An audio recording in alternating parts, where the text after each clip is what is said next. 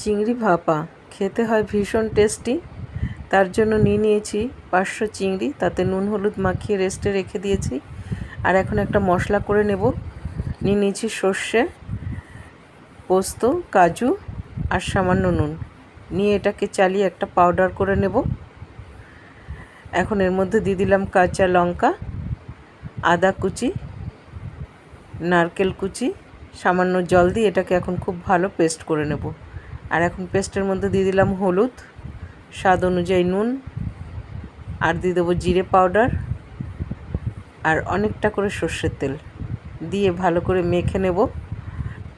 আর চিংড়ি দিয়ে এদিকে সুন্দর করে মশলার সঙ্গে মেখে নিয়েছি। তার মধ্যে এখন কটা কাঁচা লঙ্কা চেরা আর একটু সর্ষের তেল দিয়ে ঢাকা দিয়ে 15 মিনিট ভাপিয়ে নিলেই চিংড়ি ভাপা ডান।